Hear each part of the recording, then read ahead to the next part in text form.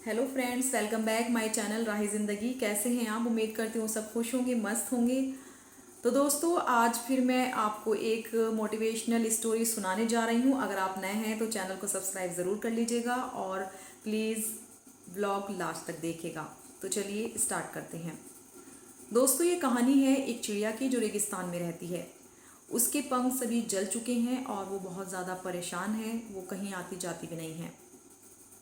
एक दिन एक फ़कीर बाबा वहाँ से गुज़रते हैं तो वो चिड़िया उन फ़कीर बाबा से पूछती है कि मेरे दुखों का क्या हल है। तो उससे कहते हैं कि मैं अपने बड़े फ़कीर बाबा से पूछकर तुम्हें जवाब दूंगा।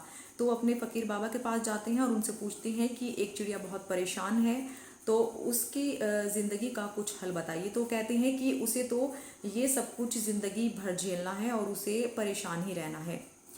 तो ये सुनकर वो परेशान हो जाते हैं और कहते हैं कि कुछ तो हल होगा। तो वो कहते हैं कि तुम उस चिड़िया से जाकर कहना कि उसे दिन रात सिर्फ ऊपर वाले का शुक्र अदा करना है, हर हाल में शुक्र अदा करना है। तो वो उसके पास जाते हैं चिड़िया के और उससे कह देते हैं कि तुम्हें ऊपर वाले का शुक्र अदा करना है और ये बात तुम्हें बार बार बोलनी है।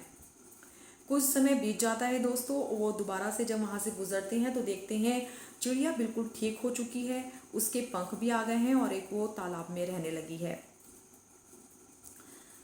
तो दोस्तों, अब उनके जहन में ये सवाल आता है कि जब इसको ज़िंदगी भर ही कष्ट झेलने थे तो वो आज चिड़िया खुश कैसे हुई। तो अपने फ़कीर बाबा से जाकर पूछते हैं कि चिड़िया कैसे सही हो गई। तो वो बताते हैं कि जब तुमने उससे जाकर कहा था कि ऊपर वाले का शुक्र अदा करना है, तो तब तो उसने इस बात पर गौर नहीं किया। लेकिन एक दिन जब वो पानी की तलाश में थी तो वो गिर पड़ी और उसके मुंह से निकला, ऊपर वाले तेरा शुक्रिया। तो दोस्तों, बस तभी से उसके अंदर की जो नेगेटिविटी थी वो ख़त्म हो गई। उसने अपने आप को कोसना ख़त्म कर दिया और वो धीरे धीरे सही हो गई, मुस्कुराने लगी, खुश हो गई।